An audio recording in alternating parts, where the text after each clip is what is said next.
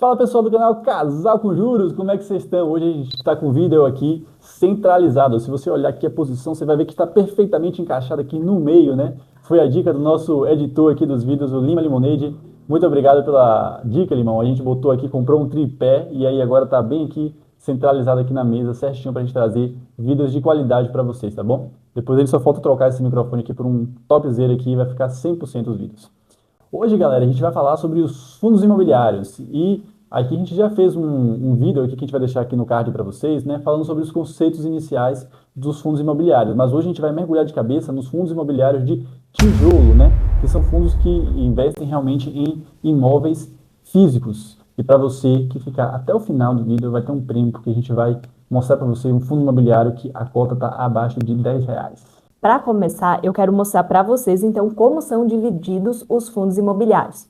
Nós temos os fundos de tijolo, que são esses que a gente vai apresentar no vídeo de hoje, que são fundos imobiliários que investem, então, em imóveis físicos. Nós também temos os fundos imobiliários de papel, que investem em títulos de renda fixa do setor imobiliário, como os CRIs. E nós temos os fundos de fundos, que são fundos que investem em cotas de outros fundos imobiliários. E para um fundo ser classificado, então, em uma determinada classe, ele tem que ter 2/3, pelo menos, dos seus ativos no mesmo setor. Caso ele não tenha esses 2/3, esse fundo é chamado de fundo híbrido, então ele tem uma diversificação dentro da sua carteira. Pois é, pessoal, os fundos imobiliários, né, eles são um condomínio de pessoas ali que se unem para comprar esses imóveis, né? Ao invés de você ir lá sozinho e comprar um prédio inteiro, né, os cotistas, né, eles se unem e aí eles compram esses imóveis, né, através da gestora, né, através ali do fundo imobiliário. E esses imóveis, eles podem ser prédios ali, prédios urbanos, né, que são lajes corporativas, podem ser galpões logísticos, podem ser shopping center, né, podem ser hospitais, hotéis, né. Então, existem vários tipos de construções que podem ser adquiridas pelos fundos.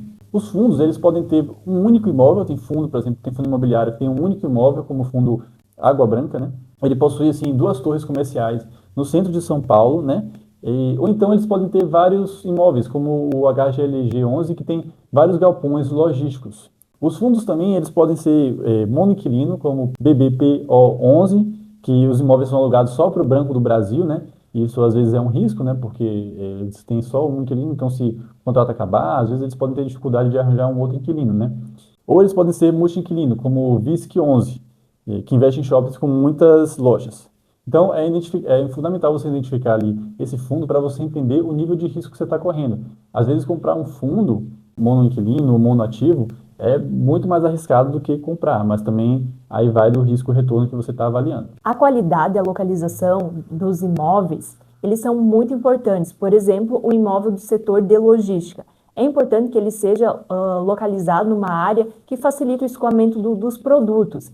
E, geralmente, os inquilinos, então, eles vão querer esses imóveis, mas bem localizados. Se o imóvel não for bem localizado, ninguém vai querer esse galpão logístico e ele vai ter problemas de vacância. E sobre a vacância, eu quero falar para vocês que nós temos a vacância física, que significa a área vaga em relação à área bruta locável, e nós temos também a vacância financeira, que é a receita que foi perdida ali em relação à receita que poderia ser ganha com a locação desse imóvel. Muitas pessoas só olham a vacância física, mas é importante considerar a vacância financeira também, porque se essa vacância ocorrer em uma área mais lucrativa, isso terá um impacto maior na receita que o fundo deixou de ganhar. E outra questão que a gente precisa pensar também em relação à vacância é que se aquele espaço está vago, quem vai ter que arcar com os custos daquele espaço vago é o fundo. Por exemplo, o fundo vai ter que ser responsável por pagar o IPTU, por pagar o condomínio, e isso pode impactar, então, as receitas disponíveis no fundo. Então, pessoal, como a gente tinha dito, né, dentro dos fundos de tijolos temos várias espécies, né?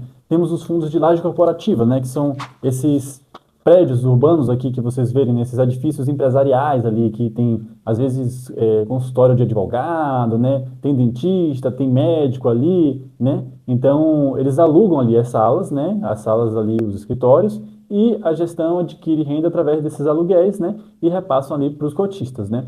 Nós temos também os fundos de shoppings, né, que são o shopping é a grande paixão do brasileiro, né, o brasileiro adora ir no shopping, né, tem a ver, assistir um filme novo, ir lá no cinema, comprar uma roupa ali na loja, ir lá fazer um lanche ali, um fast food, comer alguma coisa no shopping.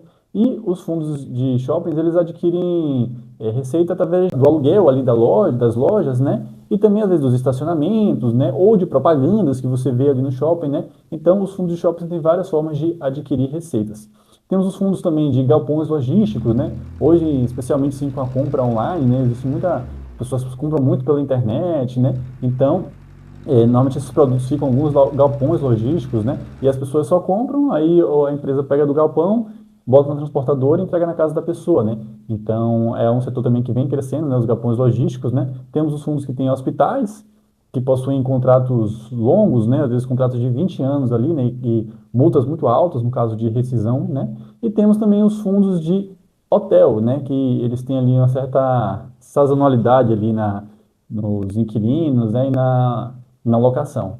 Em relação ao crédito, é muito importante analisar quem são os inquilinos que estão, por exemplo, alugando os imóveis, como, por exemplo, no caso de galpões logísticos. Se às vezes o galpão logístico vai alugar para algum inquilino que tem risco de inadimplência, isso vai afetar as receitas do fundo imobiliário. Então, é importante que sempre se analise quem são os inquilinos daquele fundo imobiliário. No caso de fundos com uma gestão mais ativa, é importante também analisar quem que é a equipe que está fazendo a gestão daquele fundo, se essa equipe ela possui conhecimentos, se ela já teve algum histórico em relação a problemas envolvendo gestão. Então, tem que ficar atento a esse ponto também. E outro ponto que a gente quer destacar aqui é sobre a rentabilidade.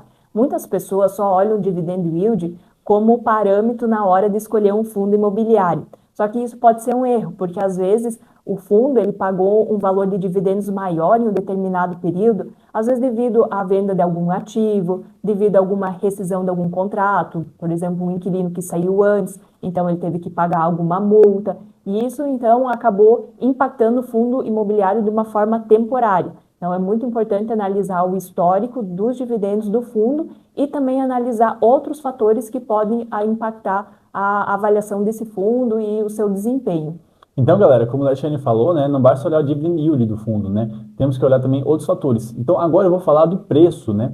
E o preço, ele importa, galera, né? Existem várias metodologias para tentar encontrar o preço justo, né, da cota de um fundo imobiliário. Mas hoje eu vou falar do mais simples possível, que é o índice, que é o preço dividido pelo valor patrimonial, né? Que é o PVP.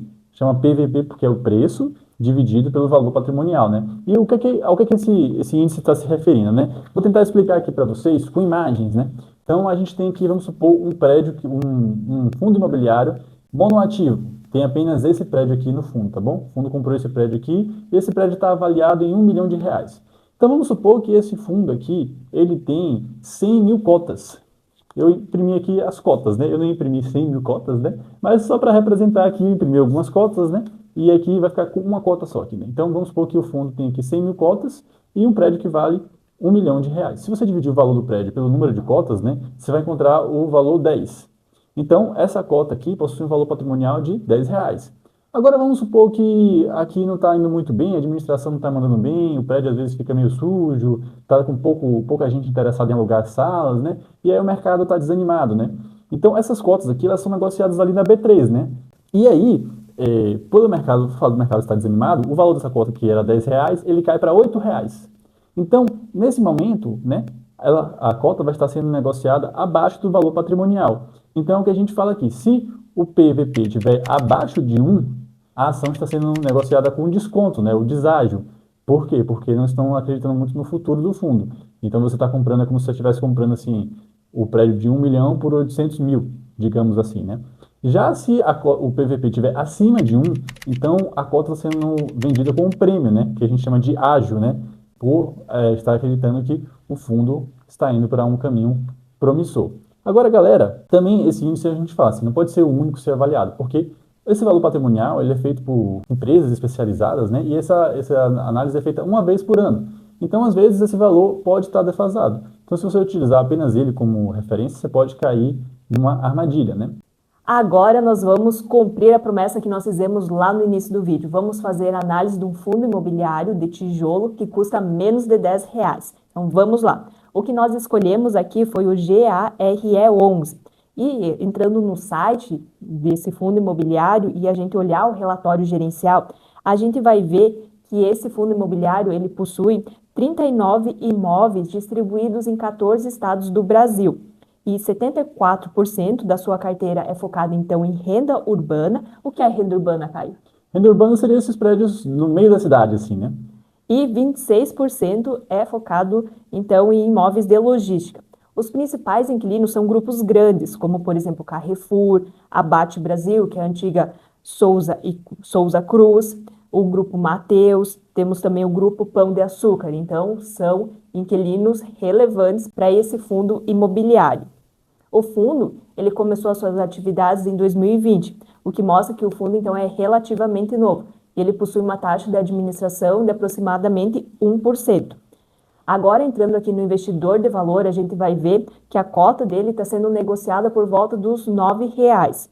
Ele tem um dividend yield de 11,38% e ele tem um preço sobre valor patrimonial próximo a 1. Então, ele está sendo negociado a um valor considerado justo. Então, ele é um ótimo ativo, não é nossa recomendação, é só uma análise aqui que a gente está fazendo para vocês aprenderem como vocês podem fazer a análise dos fundos imobiliários de tijolo. Pois é, galera, aqui a gente não pode fazer recomendação de investimento e a gente não faz, a gente só faz aqui análise e mostra o racional. Então perceba que você não pode ficar preso a um único número, né? Existem vários pontos a ser analisado ali, né? A qualidade do imóvel, a localização dos imóveis, né? A gestão, os riscos, os inquilinos, quem é que eles são, né?